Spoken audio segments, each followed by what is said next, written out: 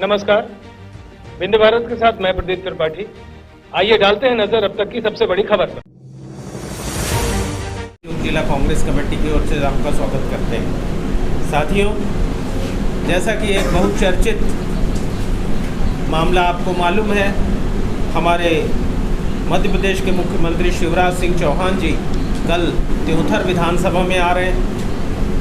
कोलगढ़ी का जीर्णोद्धार करेंगे। 3 करोड़ 24 लाख का कोई प्रोजेक्ट है जो मेरे को आज समाचार पत्रों से पढ़ने से मालूम हुआ। साथियों, मैं बताना चाहता हूं कि 20 वर्ष से मध्य प्रदेश में कांग्रेस की सरकार है, भारतीय जनता पार्टी की सरकार है। बीच में 15 महीने के लिए कांग्रेस की सरकार आई थी और 20 वर्ष से जो मध्य प्रदेश में भारतीय जनता पार्टी की सरकार है उसको अभी तक ना तो कोलगढ़ी की याद आई थी और ना कोल की याद।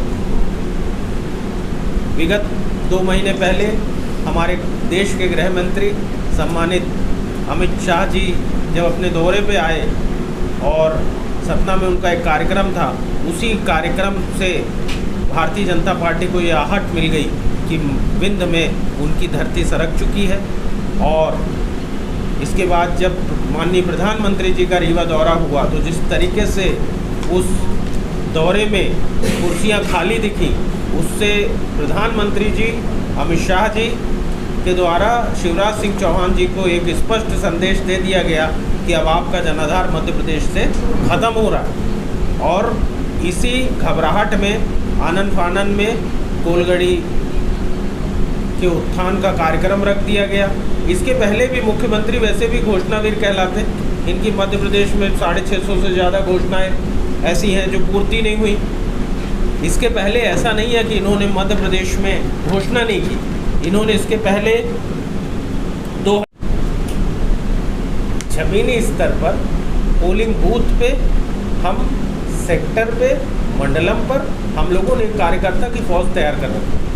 वो कार्यकर्ता की जो हमारी फौज है उसमें सभी वर्ग के लोग शामिल हैं, चाहे वो आदिवासी हों, चाहे वो हमारे एससी वर्ग के हों, चाहे वो पिछड़े वर्ग के हों, चाहे अल्पसंख्यक वर्ग के हों, चाहे सामान्य वर्ग के लोग हों।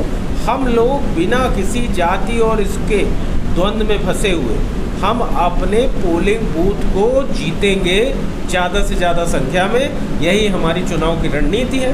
हम बूथ अपने जीतेंगे, चाहे उसमें हमारे आदिवासी भाई हैं तो भी हम जीतेंगे, हरिजन भाई हैं तो भी हम जीतेंगे।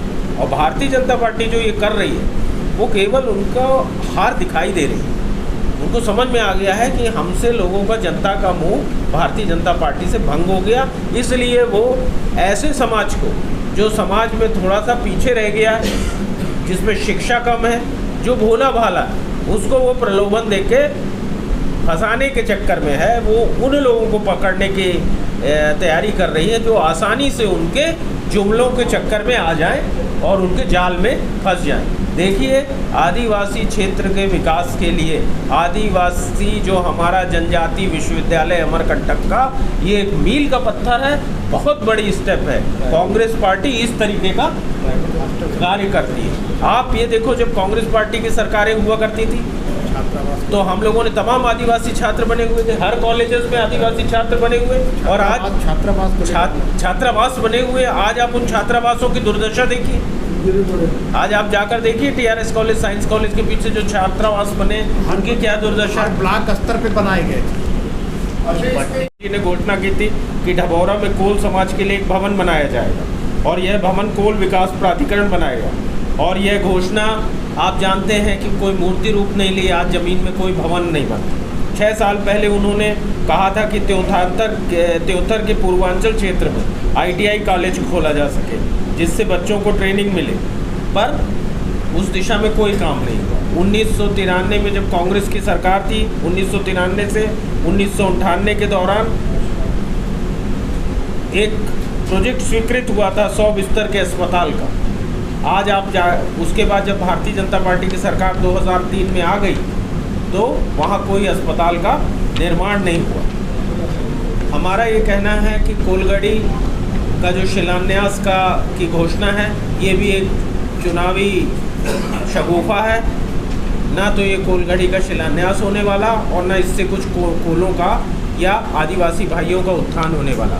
अगर आदिवासियों का सही मायने में उत्थान करना है तो उनकी परेशानियां हल करनी चाहिए, उनको शिक्षा के साधन उपलब्ध कराए जाने चाहिए, उनको रोज़गार के अवसर उपलब्ध कराने चाहिए। जिस तरीके से हमारे विंध्य के बड़े नेता, हमारे राष्ट्र के बड़े नेता कुंवर अर्जुन सिंह जी ने, जब वो मानव संसाधन मंत्री थे, तो उन्होंने राष्ट्रीय जनजाति विश्वविद्यालय की अमरकंटक में स्थापना की। इस किस्म का कोई कार्य भारतीय जनता पार्टी के द्वारा कभी किया नहीं जाता, मात्र घोषणाएं की जाती हैं। अगर आप देखना चाहते हैं आदिवासियों की हकीकत, तो वो हिंदुस्तान में, भारत में मध्य प्रदेश वो राज्य है जहां आदिवासियों पे सर्वाधिक अपराध घटित हुए, इनके खिलाफ सर्वाधिक दुर्घटनाएं हुई हैं। आपको मैं, ये मेरे आंकड़े नहीं हैं, ये NCRB के आंकड़े हैं। सबसे ज़्यादा अत्याचार और क्राइम मध्य प्रदेश में दर्ज हुआ। सिवनी के कुरई में 2 आदिवासियों की हत्या हुई। विदिशा जिले के विधायक का विरोध करने का हम लोगों ने तो एक आदमी को चार्ज ही दे रखा। यह महापौर बैठे हैं, ये तो दिन भर सिर्फ केवल रीगा से 8 विधानसभा तो नहीं संपन्न होंगे। मलगांव में कहाँ हो रहा है, मऊगंज में कहाँ चुनाव हो रहा है, त्योथर में कहाँ हो रहा है? देखिए, मैं आपको बताऊं, मैं ज़्यादा तो नहीं जानता अभी। त्योथर में 3 दिवसीय धरना रमाशंकर मिश्रा जी, वो रमाशंकर पटेल जी द्वारा किया गया। मैंने खुद उसके समापन समारोह में गया, SDM कार्यालय का घेराव किया। सुखेंद्र के संघर्ष, सुखेंद्र सिंह बन्ना के संघर्ष का तो नतीजा ही है कि मऊगंज बन गया जिला। अगर उसकी किसी को श्रेय जाता है तो केवल सुखेंद्र सिंह बन्ना को जाता है, जिन्होंने उसमें 50,000 लोगों की गिरफ्तारी दी थी। ये हमारा आंदोलन था। देव तालाब में अगर हमारी नई गढ़ी के जो अध्यक्ष बैठे हुए हैं, जो हमारी अध्यक्षा बैठी हुई है, अगर वो मामला नहीं उठाती तो ये मुद्रिका आदिवासी वाला मामला जो आज हम यहाँ बता रहे हैं, ये मामला ही पिक्चर में नहीं आता अगर वो नहीं हो जाता। सिरमौर में ओला के मुआवजे को लेकर हमारी पूर्णिमा तिवारी, रमाशंकर मिश्रा जी के द्वारा और ब्लॉक अध्यक्षों के नेतृत्व में एक बड़ा भारी घेराव का कार्यक्रम किया गया। मैंने स्वयं वहाँ उपस्थिति दर्ज कराई। इसलिए हमारे यहाँ सिमरिया में भी विधायक के आतंक के खिलाफ मामला चल रहा है। अभी ऐसा नहीं है सब जगह कांग्रेस बड़ा सक्रिय, जहाँ कुछ कमी रह गई अभी पूरी करे देते।